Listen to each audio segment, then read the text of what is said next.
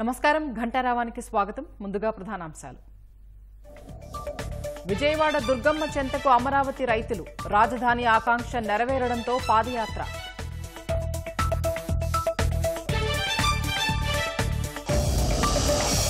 ఇరవై 26 జిల్లాల్లో అక్రమంగా వైకాపా కార్యాలయాల నిర్మాణం.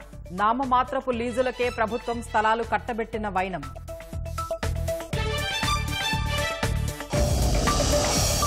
పద్దెనిమిది మంది ఐఏఎస్లపై వేటు. 12 జిల్లాలకు కొత్త కలెక్టర్లు. 7 వైకాపా భక్త అధికారులకు పోస్టింగ్ ఇవ్వని ప్రభుత్వం. నీట్ పేపర్ లీకేజీపై దిద్దుబాటు చర్యలకు దిగిన కేంద్రం. సీబీఐ విచారణకు ఆదేశం. ఎన్టీఏ డైరెక్టర్ జనరల్పై వేటు. ప్రజ్వల్ రేవణ్ణ సోదరుడు సూరజ్ రేవణ్ణ అరెస్టు. పురుషుడిని లైంగికంగా వేధించారనే ఆరోపణలు.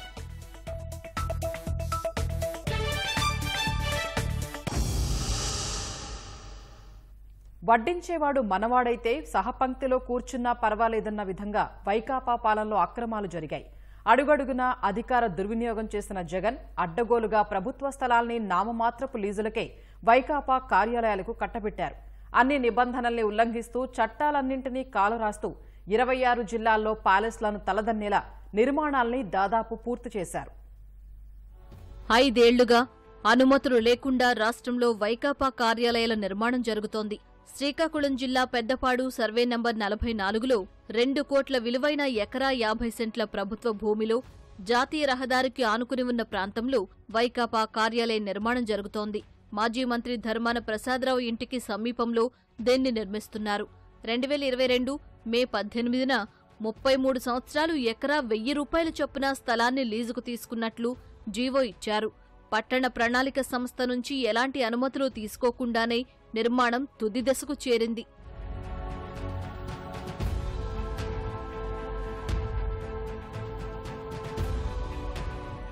విజయనగరం నడిబొడ్డున 3.5 కోట్ల విలువైన భూమిలో వైకాపా కార్యాలయం నిర్మిస్తున్నారు. మహారాజుపేట 540 సర్వే నంబర్లోని స్థలంపై కన్నేసిన వైకాపా నేతలు చెరువు గర్భం స్థలాన్ని రెవెన్యూ దస్త్రాల్లో డి పట్టాగా మార్పు చేసి తమకు అనుకూలంగా మార్చుకున్నారు. ఇందులో ఎకరం విస్తీర్ణంలో వైకాపా కార్యాలయ భవనం నిర్మిస్తున్నారు. దాదాపు 85% నిర్మాణం పూర్తయింది. దీనికి ఎలాంటి అనుమతులు తీసుకోలేదు.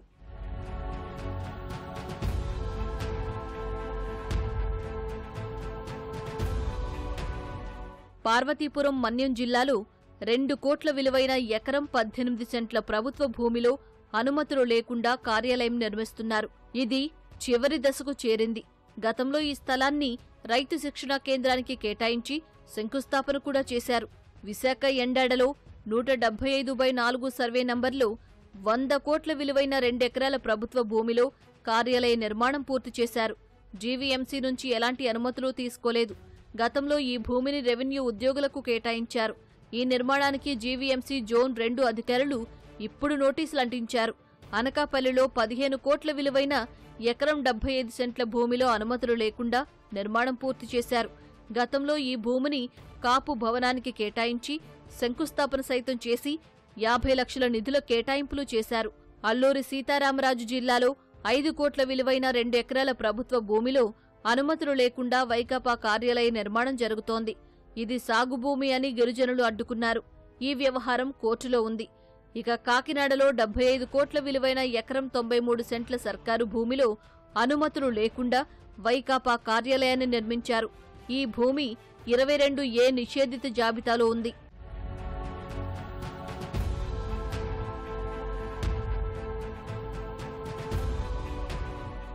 తూర్పుగోదావరి జిల్లా రాజమహేంద్రవరం జైలు రోడ్డులోని R&B అతిథి గృహం వెనుక సర్వే నంబర్ 107/7లో 2 ఎకరాల ప్రభుత్వ భూమిలో వైకాపా కార్యాలయం నిర్మిస్తున్నారు. భవన నిర్మాణం దాదాపు పూర్తయి రంగులు అద్దుతున్నారు. 2023లో పనులు ప్రారంభించి శరవేగంగా పూర్తి చేశారు. అయితే నిర్మాణానికి ఎలాంటి అనుమతులు తీసుకోలేదన్న అధికారులు తగిన చర్యలు తీసుకుంటామని తెలిపారు. అంబేద్కర్ కోనసీమ జిల్లాలో 10 కోట్ల విలువైన ఎకరం ప్రభుత్వ భూమిలో అనుమతులు లేకుండా వైకాపా కార్యాలయం నిర్మిస్తున్నారు. ఇది చెరువు భూమి. ఈ వ్యవహారం కోర్టులో ఉంది.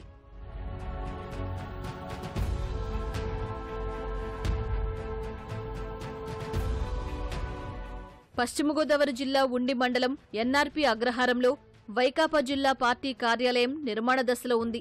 సర్వే నంబర్ 201/3లో సుమారు 72 సెంట్ల స్థలాన్ని వైకాపా కార్యాలయ నిర్మాణం కోసం ఇచ్చేశారు. దాని విలువ 7 కోట్ల పైమాటే. గృహ నిర్మాణ శాఖకు చెందిన ఈ స్థలాన్ని గతంలో పేదలకు కేటాయించి ఆ తర్వాత రద్దు చేశారు.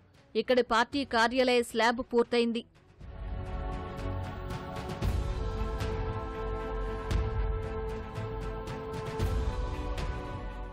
ఏలూరు రైల్వే స్టేషన్కు వెళ్లే దారిలో ఆంధ్రప్రదేశ్ క్రీడా ప్రాధికార సంస్థకు చెందిన 5 కోట్ల విలువైన 2 ఎకరాల స్థలంలో రాజ్మహల్ను తలదన్నేలా వైకాపా కార్యాలయం నిర్మించారు.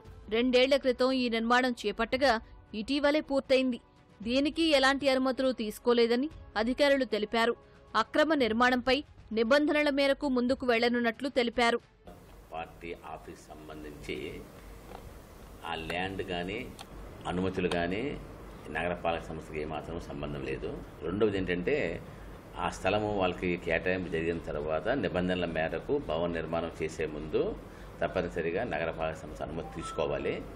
మేము మా రికార్డులను పరిశీలిస్తే అది 2 years బ్యాక్ ఆల్రెడీ మొదలుపెట్టని తెలిసింది. మా యొక్క రికార్డు ప్రకారం ఎక్కడ కూడా ఎటువంటి అనుమతులు తీసుకున్నట్లుగా మా దగ్గర ఎటువంటి సర్టిఫికేట్స్ వాళ్ళ దగ్గర రాలేదు మాకు. కాబట్టి అనుమతి లేకుండా నిర్మాణం జరిగినట్టుగా మేము భావిస్తున్నాం. అదే ఇప్పుడు మా దృష్టికి వచ్చింది కాబట్టి అదే యాజమాన్య నామ్స్ ఏదైతే ఉందో డ్యూకుల అన్నిటికీ ఏ విధంగా యాక్షన్ తీసుకుంటున్నాం, దీనికి కూడా అదే విధంగా యాక్షన్ తీసుకుంటాం. విజయవాడ విద్యాధరపురంలోని సితారా సెంటర్ సమీపంలో 50 కోట్లకు పైగా విలువ చేసే ఎకరం స్థలంలో 3 అంతస్తుల్లో వైకాపా కార్యాలయాన్ని నిర్మిస్తున్నారు. దీనికి ఎలాంటి అనుమతులు లేవు. నగరపాలక సంస్థకు రూపాయి కూడా రుసుముల కింద చెల్లించలేదు.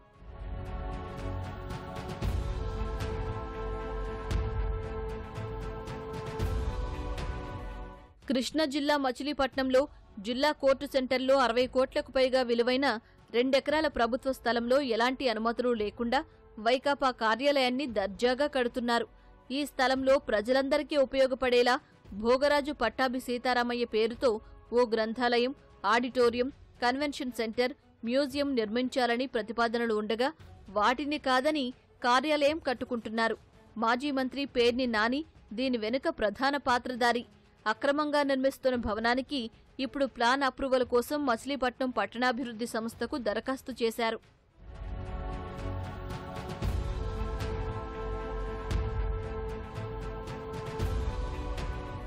పల్నాడు జిల్లా నరసరావుపేటలో లింగంగుంట్ల అగ్రహారంలో కలెక్టరేట్, ఎస్పీ కార్యాలయం, జిల్లా ప్రధాన ఆసుపత్రి, రైల్వే స్టేషన్ సమీపంలోని అత్యంత ఖరీదైన ప్రాంతంలో వైకాపా కార్యాలయాన్ని నిర్మించారు.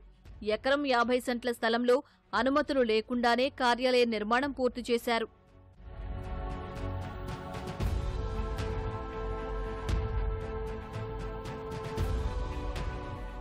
బాపట్లలో ఏపీఐఐసికి చెందిన 6 కోట్ల విలువైన 2 ఎకరాల భూమిలో వైకాపా కార్యాలయాన్ని నిర్మించారు. 2022లో అప్పటి వైకాపా జిల్లా అధ్యక్షుడు మోపిదేవి వెంకటరమణ కనుసన్నల్లో ఇది జరిగింది. 2022 డిసెంబర్ 19న వైకాపా కార్యాలయ భవన నిర్మాణానికి శంకుస్థాపన చేశారు. అయితే ఇది ఆర్టీసీకి చెందిన స్థలమని డిపో మేనేజర్ అభ్యంతరం వ్యక్తం చేశారు. ఆగ్రహించిన వైకాపా ప్రభుత్వం మేనేజర్ను అక్కడి నుంచి బదిలీ చేసింది. పట్టణ ప్రణాళిక విభాగానికి భవన నిర్మాణ ప్లాన్ సమర్పించారే గాని ఎలాంటి అనుమతి మంజూరు చేయలేదు. అయినా నిర్మాణం పూర్తి చేశారు.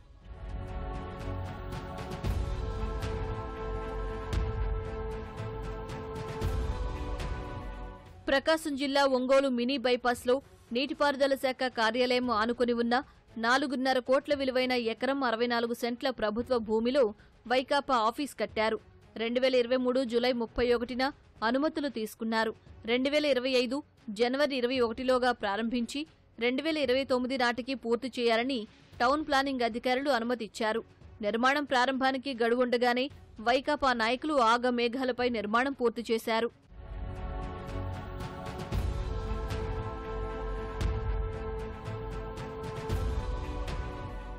నెల్లూరులో వెంకటేశ్వరపురంలో 10 కోట్ల విలువైన 2 ఎకరాల భూమిలో వైకాపా కార్యాలయం నిర్మాణం చేపట్టారు.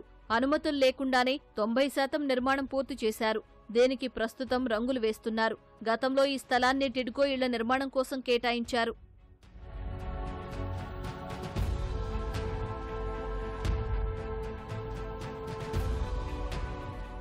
కర్నూలు 5 రోడ్ల కూడలిలోని సర్వే నంబర్ 95-2లో ఏపీ ఆగ్రోస్కు చెందిన 100 కోట్ల విలువైన ఎకరం 60 సెంట్ల భూమిలో వైకాపా కార్యాలయం నిర్మించారు. ఎలాంటి అనుమతులు లేకుండా భవనం పూర్తయింది. నంద్యాల సమీపంలోని కుందూ నది ఒడ్డున ఉన్న జగనన్న కాలనీలో సుమారు 7 కోట్ల విలువైన ఎకరా భూమిని వైకాపా కార్యాలయానికి కేటాయించారు. 6 నెలల క్రితం శంకుస్థాపన చేశారు. ప్రస్తుతం పునాదులు పూర్తయ్యాయి. వీటికి ఎలాంటి అనుమతులు తీసుకోలేదు. కడపలో వైకాపా జిల్లా కార్యాలయ నిర్మాణ పనులు శరవేగంగా సాగుతున్నాయి. సర్వే నంబర్ 424/3లోని 2 ఎకరాల స్థలంలో నిర్మిస్తున్నారు. కడప పట్టణాభివృద్ధి సంస్థ నుంచి అనుమతులు తీసుకోలేదు. అన్నమయ్య జిల్లా రాయచోటిలో 12 కోట్ల విలువైన ఎకరం 61 సెంట్ల ప్రభుత్వ భూమిలో వైకాపా కార్యాలయం నిర్మిస్తున్నారు. దీనికి ఎలాంటి అనుమతులు లేకపోయినా నిర్మాణం చివరి దశకు చేరింది.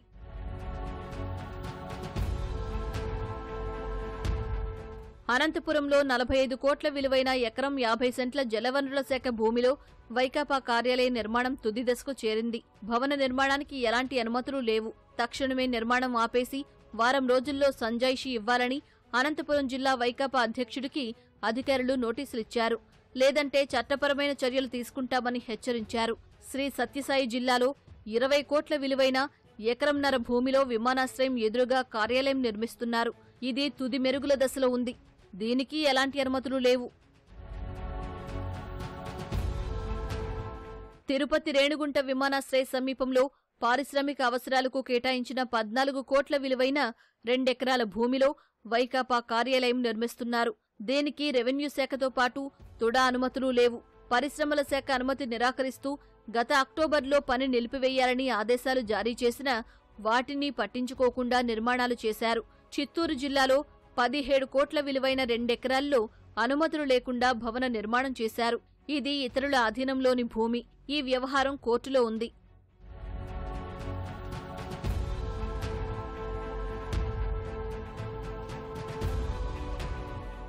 రాష్ట్ర వ్యాప్తంగా 677 కోట్ల విలువైన 42 ఎకరాల 24 సెంట్ల స్థలంలో వైకాపా కార్యాలయాలు నిర్మిస్తున్నారు.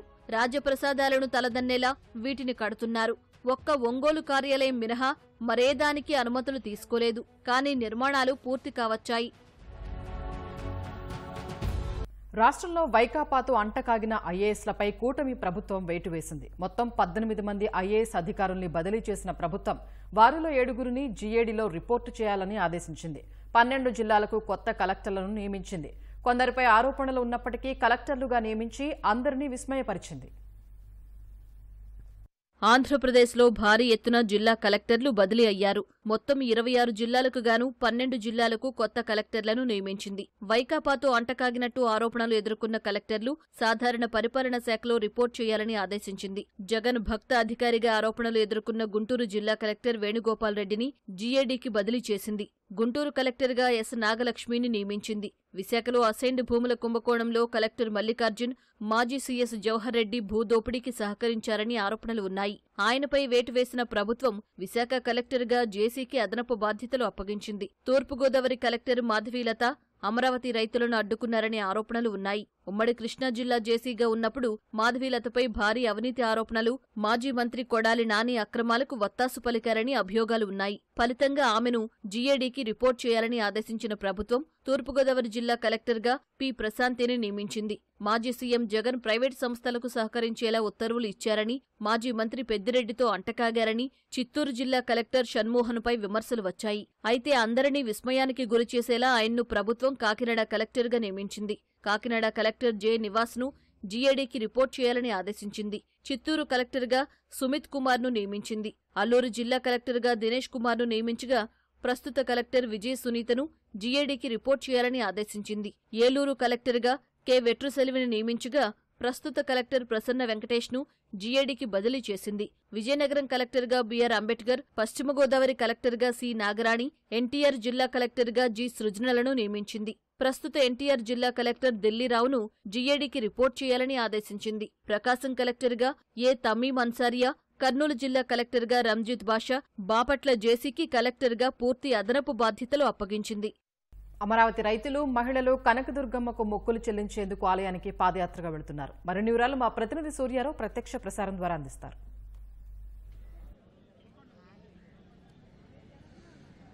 అమరావతిలో మళ్ళీ పనులు జోరందుకున్న వేళ మొక్కులు చెల్లించుకునేందుకు విజయవాడ ఇంద్రకాళయాత్ర పయనమయ్యారు అమరావతి రైతులు, అలాగే రాజధాని మహిళలు. వీరంతా కూడా సీడ్ యాక్సెస్ రోడ్డు మీదుగా కరకట్ట మీదుగా ఇప్పుడు ప్రకాశం బ్యారేజ్ చేరుకుంటున్నారు. ఏదైతే తాము ఇన్నాళ్ళు అమరావతి రాజధాని ఆగిపోయిందో ఆ పనులు మళ్ళీ ప్రారంభించాలని మొక్కులు వేలాది మంది మొక్కుకున్నారు. అయితే అప్పట్లో పోలీసులు వీరిని అడ్డుకున్నారు, చాలామంది లాఠీచార్జీ కూడా చేశారు. అయితే ఆ మొక్కులు ఇంకా చెల్లించలేదు. ఇప్పుడు మళ్ళీ రాజధాని పనులు పునఃప్రారంభమైన నేపథ్యంలో వీరంతా కూడా మళ్ళీ కనకదుర్గమ్మకు మొక్కులు చెల్లించుకునేందుకు బయలుదేరారు. ఇప్పుడు సీతానగరం వద్ద ఉన్న ఈ యాత్ర మనతో పాటు ఉన్నారు రాజధాని ఐకాస సభ్యులు. సార్ చెప్పండి, ఎందుకు యాత్ర చేస్తున్నారు? ఏదైతే అమరావతి రాజధాని నిర్వీర్యం చేయడానికి గత ప్రభుత్వం కుట్రలు పన్నితే జనవరి 2020లో పాదయాత్రగా ఆ అమ్మవారిని వేడుకుందాం, అమరావతిని రక్షించమని అని బయలుదేరితే అప్పటి ప్రభుత్వం కర్కశత్వంతో కూడినటువంటి కాకీలతో ఈ అమరావతి మహిళలపై దమనకాండను కొనసాగించింది. లాఠీలు జులిపించి రక్తం ఓడేటట్లు చేసింది. ఆ రోజు ఎన్ని రకాలుగా హింసలు చేసి అమ్మవారిని దర్శించకుండా అడ్డుకోగలిగారు. కానీ ఆ అమ్మ దయ వలన ఈరోజు రాష్ట్ర వ్యాప్తంగా ఈ యొక్క రాక్షస ప్రభుత్వానికి చర్మాంకం పలికే విధంగా మొత్తం ఆంధ్రప్రదేశ్ బిడ్డలందరూ కలిసి ఈ ప్రభుత్వానికి చర్మగీతం పాడారు. దాని ఫలితంగా ఈరోజు ప్రజలందరూ సంతోషంగా ఉన్నారు. రాబోయే రోజుల్లో అమరావతి రాజధాని అభివృద్ధి చెందటమే కాదు, యావత్ ఆంధ్రప్రదేశ్ అభివృద్ధి చెందే అవకాశాలు మెండుగా ఉన్నాయి. ఆ చల్లని అమ్మ తల్లి దయ మా మీద ఉంటే ఈ ప్రాంతమే కాదు యావత్ ఆంధ్రప్రదేశ్ బాగుండాలని కోరుకుంటూ ఆ అమ్మ మమ్మల్ని చల్లగా చూడమని మరొక్కసారి ఈ యొక్క మహిళలందరూ కూడా పెద్ద ఎత్తున మొక్కులు తీర్చుకోవడానికి ఇంద్రకీలాద్రికి పాదయాత్రగా బయలుదేరడం జరిగింది. జై అమరావతి, జై. ఒకప్పుడు పోలీస్ ఆంక్షలు ఇవన్నీ నిర్బంధాలు ఉండేవి, ఇప్పుడు ఎలా అనిపిస్తుంది మీకు యాత్ర? ఆనాటి ప్రభుత్వంలో ఉన్నటువంటి కర్కశత్వానికి మారుగా ఈరోజు వచ్చినటువంటి ఈ ప్రభుత్వంలో ఉదాసీనంగా ఉదారతగా మా యాత్రను ముందుకు సాగనిచ్చినందుకు ప్రత్యేకమైన ఇప్పటి ప్రభుత్వానికి ధన్యవాదాలు తెలియజేస్తున్నాము. అట్లానే దేవస్థానం వాళ్ళు కూడా మాకు అనుమతి ఇచ్చి మా అందరికీ కూడా దర్శనం కల్పించి అన్నప్రసాదాలు ఇస్తున్నందుకు కూడా వారికి కూడా ధన్యవాదాలు తెలియజేస్తున్నాం. ఇదే యాక్చువల్గా ఆడవాళ్ళు సారి తీసుకొని అమ్మవారికి ఆ రోజు మానవ శక్తి చాలక దైవశక్తి కోరుకొని మేమందరం కూడా దైవ సహాయం కోసం బయలుదేరాము. ఆ రోజు జరిగినటువంటి దమనకాండలో మా యాత్ర ఆగిపోయింది. ఈరోజు అదే మొక్కుబండి తీర్చడానికి మా మహిళలందరూ కూడా ముందుకొచ్చి పాదయాత్రతోటి బయలుదేరి వచ్చాము. ఈ యాత్రని దిగ్విజయంగా చేసినందుకు అట్లానే యావత్ ఆంధ్రప్రదేశ్ అంతర్జాతీయంలో ఉండే తెలుగు వాళ్ళందరూ కూడా మా ఈ అమరావతికి సంఘీభావం తెలిపినందుకు అందరికి కూడా మీడియా మిత్రులకు కూడా సంఘీభావం తెలియజేస్తున్నాం. అమ్మవారిని ఏమని కోరుకుంటున్నారు? జై అమరావతి, జై ఆంధ్రప్రదేశ్.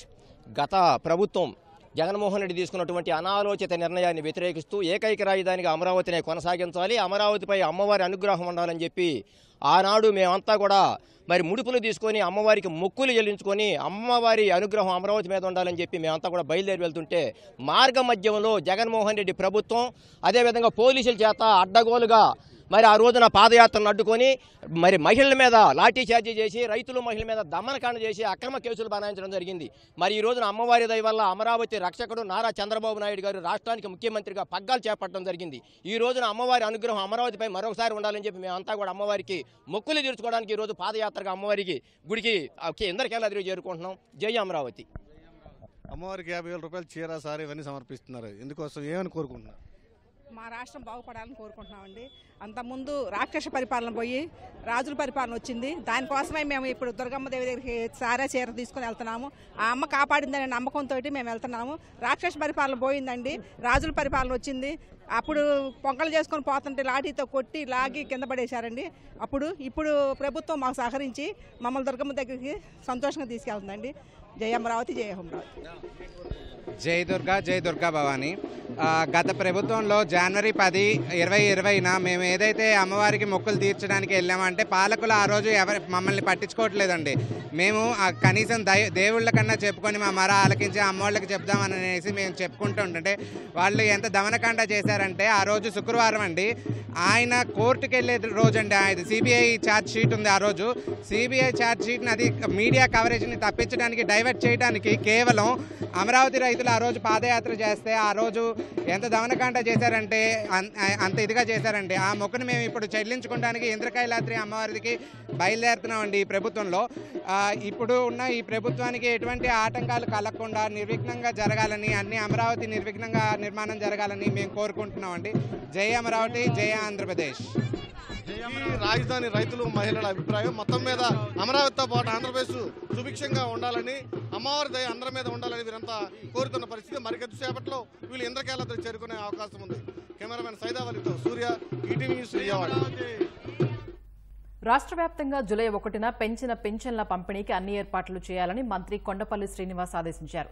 రాష్ట్ర సచివాలయానికి సమీపంలోని మందడంలో పర్యటించిన మంత్రి ఏప్రిల్ 1 నుంచి పెంచిన 1000 రూపాయలతో పాటు జూలైలో చెల్లించాల్సిన 4000 రూపాయల మొత్తాన్ని పింఛను లబ్ధిదారులకు చెల్లించేలా ఏర్పాట్లు చేయాలని అధికారులకు సూచించారు.